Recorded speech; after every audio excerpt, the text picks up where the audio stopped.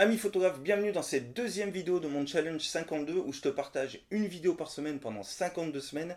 Aujourd'hui, j'ai envie de m'attaquer à un sujet qui me tient particulièrement à cœur, c'est le tri des photos, mais le tri des photos sur ton smartphone. Alors oui, si tu es sur cette chaîne, c'est pour progresser en photo, tu as certainement un appareil photo que tu veux apprendre à maîtriser encore plus, ou des logiciels photo comme Lightroom, j'en ai parlé dans des dizaines de vidéos sur ma chaîne YouTube. Mais je pense que aussi, tu as un smartphone et je pense que tu fais au moins autant, voire plus de photos avec ton smartphone que tu ne le fais avec ton appareil photo. Moi, c'est mon cas, je fais beaucoup de photos avec mon smartphone et j'ai mis en place avec le temps une méthode de tri des photos que je fais sur mon smartphone pour éviter d'avoir une photothèque qui déborde de photos et que finalement je prends plus plaisir à regarder les photos qui sont sur mon smartphone. Donc, je te partage dans cette vidéo cette méthode en 3 étapes. Et reste bien jusqu'à la fin parce que je te réserve 2 petites astuces pour terminer cette vidéo. Alors, si tu fais déjà le tri de tes photos, super génial, je n'ai qu'à te féliciter. Reste quand même jusqu'au bout de la vidéo parce que peut-être cette méthode va te permettre d'aller plus vite. Si c'est le cas, tant mieux. Si ce n'est pas le cas, eh ben, garde ta méthode de tri. C'est parfait comme ça. Par contre, si tu ne fais que très rarement le tri de tes photos ou même jamais, alors reste bien jusqu'à la fin parce que je suis sûr à 100% que cette vidéo va t'intéresser et la méthode que je vais te partager très certainement. La méthode, je te l'ai dit, elle se passe en 3 étapes. Ça va aller de l'étape la plus rapide à l'étape la plus lente. Et justement, on finit par l'étape la plus lente parce que c'est celle où tu auras le moins de photos. Parce qu'il y aura déjà, tu auras déjà fait une partie du tri sur les premières étapes.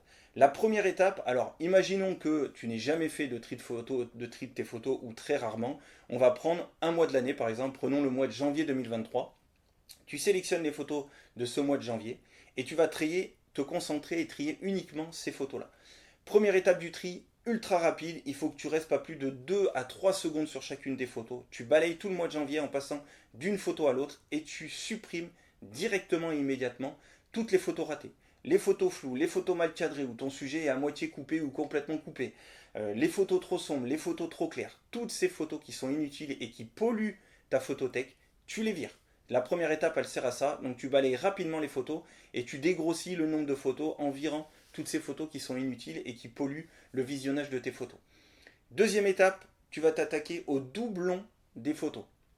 Toutes les photos que tu as prises en double, en triple, en 4 exemplaires, en 5 exemplaires, peu importe, parce que tu as appuyé plusieurs fois sur le bouton pour être sûr d'en avoir une réussie ou parce que tu as activé le mode rafale pour certaines de tes photos, ça fait gonfler le nombre de photos, c'est inutile de toutes les garder. Donc là, tu fonctionnes par lot, toujours sur le mois de janvier, tu prends le lot de photos qui sont identiques, tu les balayes une par une, tu prends la meilleure, les autres tu les supprimes.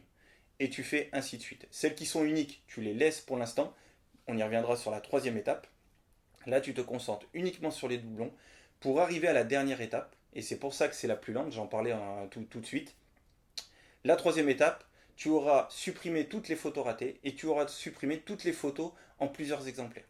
Il ne te reste maintenant que les photos sur lesquelles tu vas devoir passer un petit peu plus de temps et te poser la simple question, est-ce que c'est vraiment utile et intéressant de garder cette photo dans ta photothèque? Ça peut être tes photos de vacances, ça peut être tes photos de ton chien, de ton chat, des portraits de tes enfants, peu importe.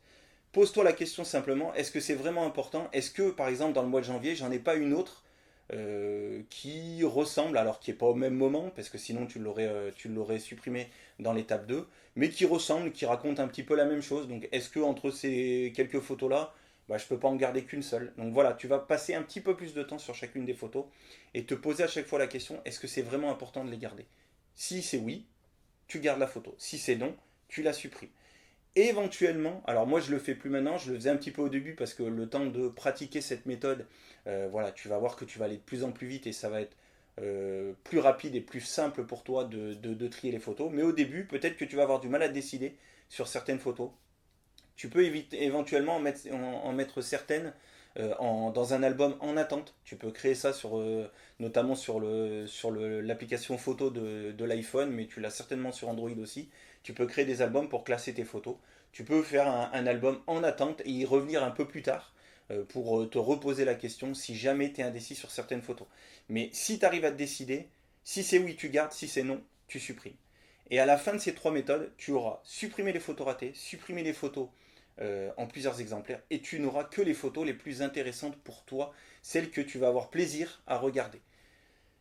Une fois que tu as fait ça, eh ben, il suffira de dupliquer la méthode pour le mois de février, le mois de mars, et ainsi de suite, jusqu'à trier l'ensemble de ta photothèque.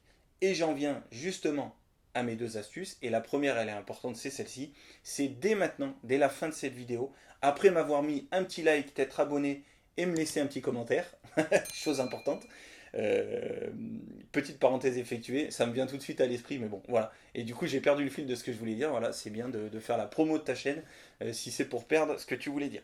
Je disais oui, si tu n'as jamais fait le tri de tes photos, vas-y par étapes et dès maintenant, mets-toi une routine. Je te conseille que si tu as beaucoup de photos à trier, de te mettre une routine une fois par semaine pour pas que non plus le tri soit étalé sur un an.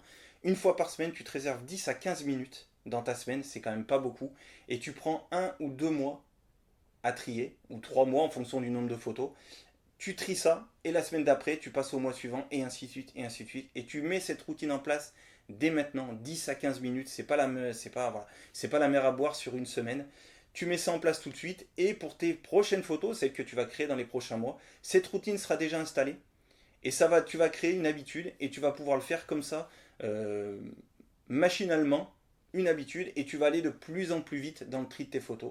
Alors après, peut-être que la fréquence va évoluer, hein. Là, tu as beaucoup de photos à trier, peut-être que les prochaines, tu en auras un peu moins, donc la fréquence sera peut-être différente, la routine, tu pourras la faire une fois toutes les 2 semaines ou une fois par mois. À toi de voir et d'adapter, mais mets en place dès maintenant cette routine, c'est extrêmement important. Euh, Tu vas gagner en plaisir pour visionner tes photos, c'est quand même important. C'est le mal un peu de beaucoup de monde, c'est d'avoir des smartphones qui sont hyper puissants en photo. On fait énormément de photos et finalement on les regarde jamais parce qu'on ne les imprime pas. Et il y a tellement de photos et c'est tellement pénible à visionner par moment d'avoir sur 10 photos, il y en a une de bien que finalement on les regarde plus. Et c'est quand même sacrément dommage quand on fait de la photo, c'est quand même pour les regarder et pour se replonger dans nos souvenirs. Donc fais ce tri des photos, tu verras que plus tard, tu te remercieras dans ton mois du futur. Et on se retrouve pour la dernière astuce sur mon téléphone, comme je te l'ai dit, sur mon iPhone. Tu as peut-être la même chose sur téléphone Android, hein, je ne peux pas te le montrer, moi je n'ai qu'un iPhone. Mais une fois que tu es dans l'application photo, alors là tu as mes albums, hein, c'est le fonctionnement des classements, mais ça sera l'objet d'une autre vidéo. Et quand tu descends, tu as par type de média.